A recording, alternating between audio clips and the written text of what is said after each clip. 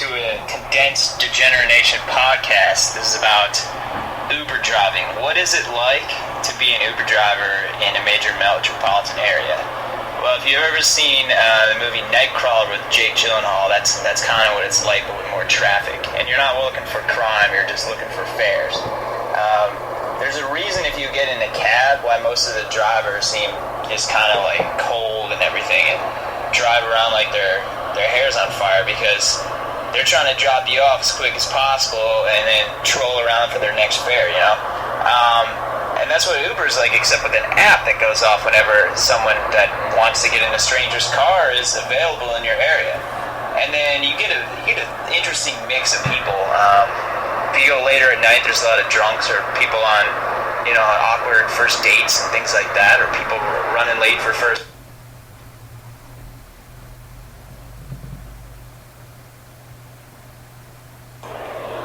I got cut off there before as my Uber app went off, so I took a gentleman for a little stroll there, a little ride in my automobile, in my Ford Focus, and he was very gentle with me afterwards.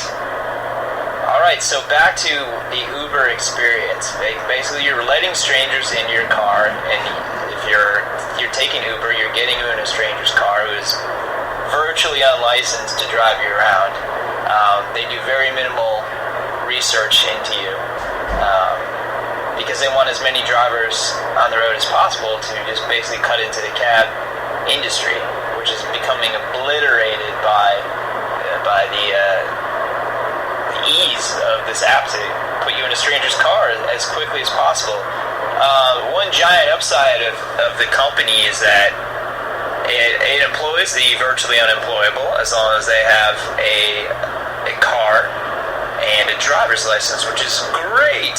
I'm not sure if they check into DUIs extensively. I was fortunate enough to never have one of those, and I never will, which is great for me as well as for Uber, I suppose. A great thing about the app is it's allowing people to live in, say, sprawling areas like the DC area or LA, for example, that are otherwise it's just a fucking nightmare to get around in if you don't have a car. And although it's still going to be expensive getting that big ride across town, you can do it. You don't have to move to LA without a car and experience the public transportation system to the degree I did, like having drifters blow snot rockets on recent immigrants while railing about Darth Vader. So I don't know if he thought that the immigrants were Darth Vader incarnate or what, but I basically had to dodge a snot rocket one time. Another time I was punched in the face on an LA city bus. That was fun. Had a shiner for about a week and a great story that doesn't feel so great anymore. Looking back. I also was threatened by another drifter type who had a little, like a flute case or something. Who knows what the fuck was in that flute case? Could have been a syringe, could have been a gun, could have been an actual flute, or a Jodeci cassette tape. Who the fuck knows? But I did know he was threatening me, basically putting all the problems of white America into this innocent boy on a bus, and that was fun. I think the bus driver threatened him with his own gun, so that was a great time. So yeah, Uber, you're probably saving lives by not only getting drunks off the road, but helping people with dreams escape reality by not having them go on city buses. I've been fortunate enough to not have anyone puke in my car, though I came close. I was working on Valentine's Day, which sounds like it's a very hookery thing to say. Just cruising around, taking fares, and I closed the night off about 2:30 a.m.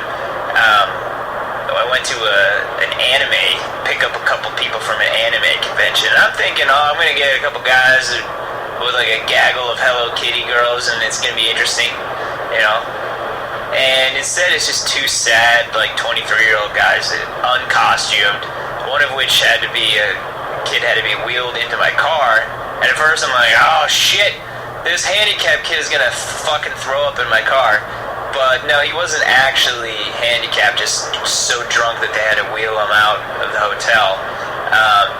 They gave him a bag, which is great, because I'm pretty sure he was going to puke everywhere. But no, I was very fortunate. I'm a very fortunate, blessed boy, and he just dry heaved into the...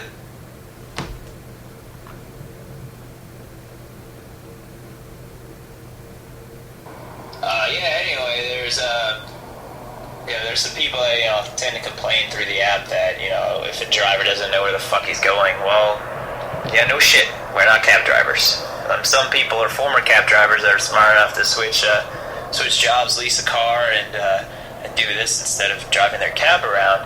They're more liable to make more money, and it's still a grind, but it's less of a grind. Anything's a grind, really. I mean, everyone works for a living, or the rest of us scrape by, and which is, a form of work in itself. But yeah, they use complaints about, hey, he doesn't know the city, or like, wow, this guy's a douchebag, or something. That didn't happen to me yet, but give it time. I haven't got any accidents, fingers crossed here.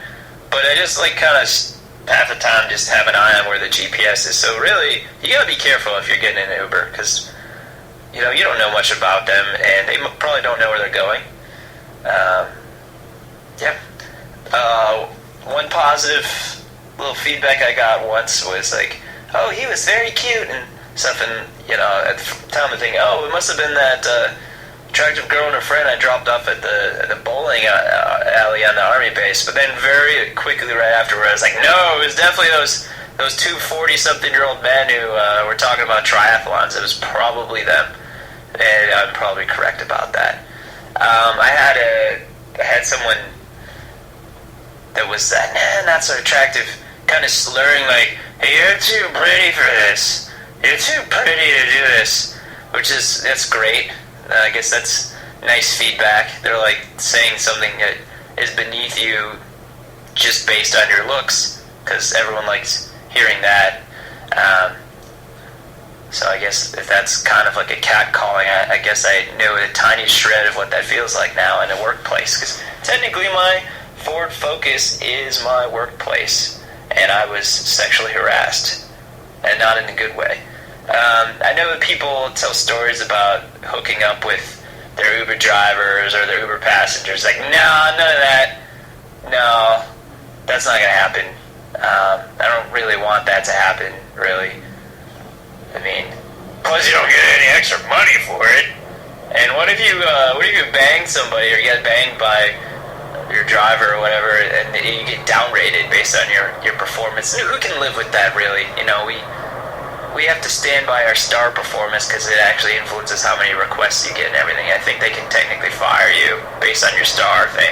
I mean, so you could get in an accident, flip a car over, and someone can still give you 5 stars because they want to bang you.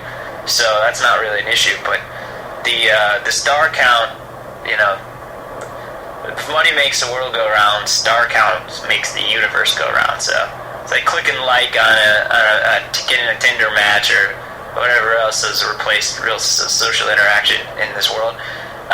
But yeah, overall, I'd give the experience a 2 stars out of the 5 possible Uber stars, because essentially right now I'm driving around talking to myself while waiting for an app to go off. So that's fun. I hope you're enjoying this, and if you have any suggestions on things I can do while Uber driving, I will be happy to implement those. I've considered using accents, freak them out, because I think that would be fun. I mean, mostly they get freaked out if you don't know where the fuck you're going, which, maybe a third of the time that happens. But the rest of the time, it's pretty good, and I mask it with whatever charm I can implement. Additionally, the back right door of my Focus doesn't really work. It's got child lock on it. I'm not really the most technical person, so I don't know how to rectify that. I suppose I could get the manual out, but I don't really know where that is or how to read, so I will not be doing that. So every time I just say that, oh, it's jammed, I have my niece in the car, and they have the child lock on, and it's jammed, and no, my niece has never been in this car, and who knows if my brother and sister-in-law will trust me with that glorious responsibility to transport their beloved children's childs. But yeah, I'll be happy to implement any suggestions that you guys have and enhance the Uber experience for my passengers. And in the meantime, I hope you enjoy your Uber riding and the banging of drivers or vomiting in their cars. They're people too, but, you know, technically you're in a cab, so fuck it, right? Alright, you guys take care. Be safe out there. Bye now.